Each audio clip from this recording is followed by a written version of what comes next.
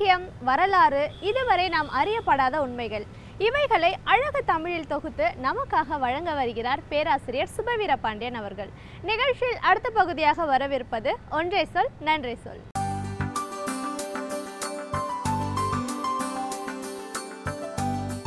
விசித்திரமான தீர்ப்புகளை நம் நாட்டு நீதிமன்றங்கள் தொடர்ந்து வழங்கி கொண்டே இருக்கின்றன. அண்மையில் அப்படி ஒரு தீர்ப்பு சென்னை உயர்நீதிமன்றத்திலே வழங்கப்பட்டிருக்கிறது.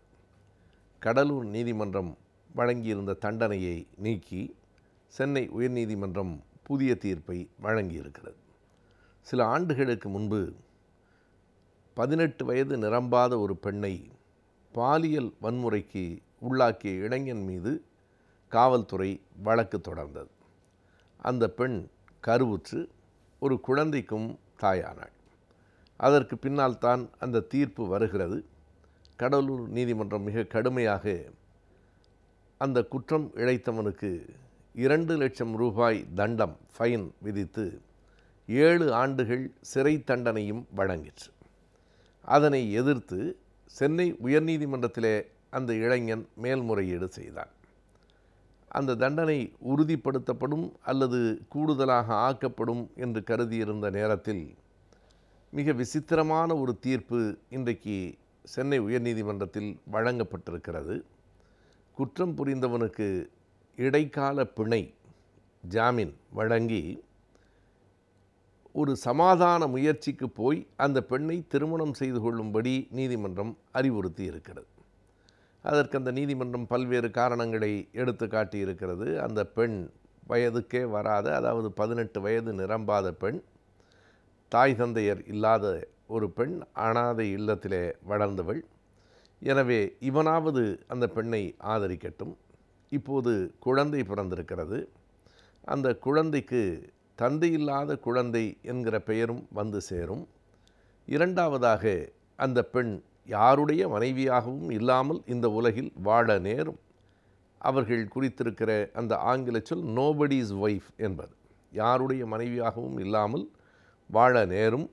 இந்த துன்பங்களெல்லாம் இல்லாமல் ஒரு சமாதானம் பேசி அவனே திருமணம் செய்து கொண்டால் முன் ஒரு தீர்ப்பில் இப்படி வழங்கிய போது நேர்ந்த மாதிரி ஒரு மகிழ்ச்சியான சுபம் என்கிற முடிவு, ஹாப்பி என்டிங் வந்து சேரும் என்று நீதிமன்றம் கூறியிருக்கிறது. இந்த தீர்ப்பில் பல செய்திகள் நமக்கு விளங்கவில்லை. 2 லட்சம் ரூபாய் தண்டம் விதிக்கப்பட்டது கீழ் நீதிமன்றத்தில். இங்கே 1 லட்சம் ரூபாய் அந்த பெண்ணின் பெயரில் கட்டப்பட வேண்டும் என்கிற ஒரு நிபந்தனை மட்டும்தான் இருக்கிறது. மற்றபடி ஒரு சமாதானம், மீடியேஷன் என்கிற சொல் அந்த தீர்ப்பிலே பயன்படுத்தப்பட்டிருக்கிறது. சமாதானம் பேசி ஒத்து வந்து அந்த பெண்ணையே திருமணம் செய்து கொண்டு விட்டால் யாருடைய மனைவியாகவும் அந்த பெண் இல்லாமல் இருக்க வேண்டியதில்லை. குறிப்பிட்ட இன்னாரினுடைய மனைவி என்கிற பெருமை வந்து சேர்ந்துவிடும் என்று நீதிமன்றம் கருதுகிறதா என்று தெரியவில்லை. எனவே இந்த தீர்ப்பு எதிர்காலத்தில் என்னென்ன ஆபத்தான விளைவுகளுக்கெல்லாம் வழிவகுக்கும் என்று எண்ணி பார்க்க வேண்டியிருக்கிறது. ஏற்கனவே உச்சநீதிமன்றத்தில் இந்த மாதிரி வழக்குகளில் குற்றவாளிகளுக்கு மிக கடுமையான தண்டனைகள் வழங்கப்பட்டிருக்கின்றன. அவற்றை எடுத்து சொல்லி முன்னாள் நீதிபதியாக இருந்த சந்துரு அவர்கள் நாளேட்டிலே எழுதியிருக்கிறார். இன்றைக்கும் உயர்நீதிமன்றத்திலும் உச்சநீதிமன்றத்திலும் மூத்த வழக்கறிஞராக விளங்குகிற மும்பையிலே பிறந்த இந்திரா ஜெய்சிங் இது பற்றி கடுமையாக இன்னொரு ஆங்கில நாளேட்டில் கட்டுரை எழுதியிருக்கிறார். 2 பேரினுடைய அடிப்படையான செய்தி என்ன என்றால், இப்படி ஒரு தீர்ப்பு வருமானால் இனிமேல் பலருக்கும் இது ஒரு கொண்டாட்டமாக ஆகும். பாலியல் வன்முறைக்கு கடுமையான தண்டனை கிடைக்கும் என்பதை தாண்டி கல்யாணம் நடக்கும் என்பதாக ஆகிவிடும். அது மட்டுமில்லாமல் இது எதற்கு வழிவகுக்க கூடும் என்றால், ஒரு பெண்ணை விரும்புகிறவனுக்கு அந்த பெண் அதற்கு சம்மதம் தெரிவிக்கவில்லை என்றால் திருமணம் செய்து கொள்ள எளிமையாக ஒரு வழி இருக்கிறது.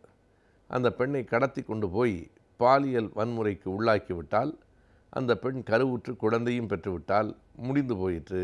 பிறகு சமாதானம் பேசி நீதிமன்றத்தின் மூலமாகவே திருமணமும் செய்து கொண்டு விடலாம் என்கிற நிலை ஏற்படுமானால், ஏற்கனவே நாட்டில் பெண்களுக்கு எந்த பாதுகாப்பும் இல்லாமல் இருக்கிறது. கழுத்தில் இருக்கிற நகை பறிக்கப்படுகிறது. அன்றாடம் நகை கொள்ளைகள் நடந்து கொண்டிருக்கின்றன. அன்றாடம் பெண்கள் கடத்தப்படுகிறார்கள்.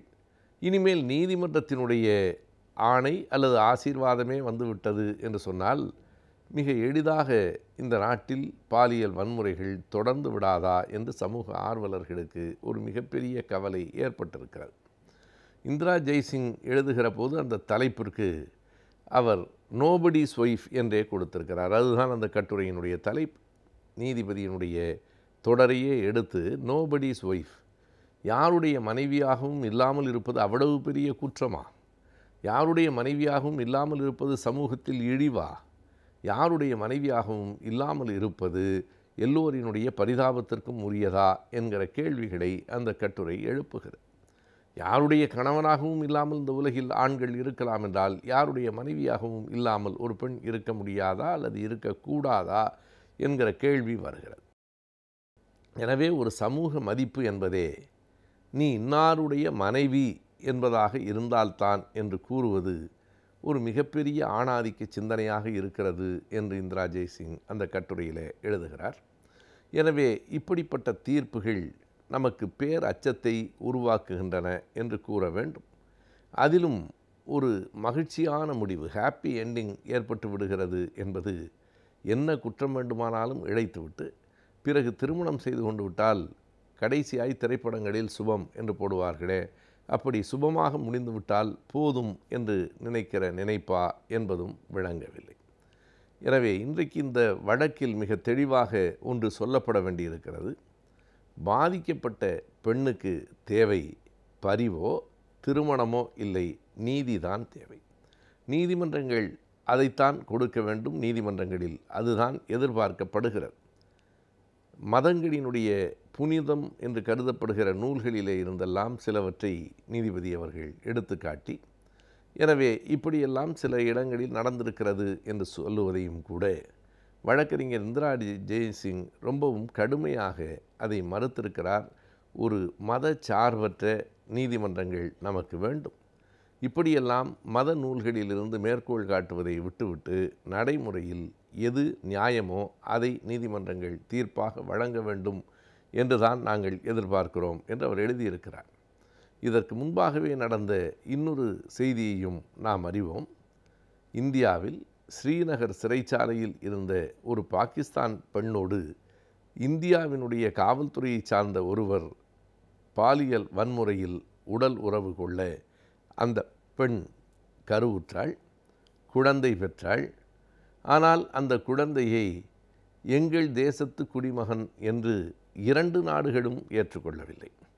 அவள் பாகிஸ்தானை சார்ந்தவள். அவளை பாலியல் வன்முறைக்கு உட்படுத்திய காவல்துறையாளர் இந்தியாவைச் சேர்ந்தவர். இந்த உறவு நடந்த இடம் சிறைச்சாலை.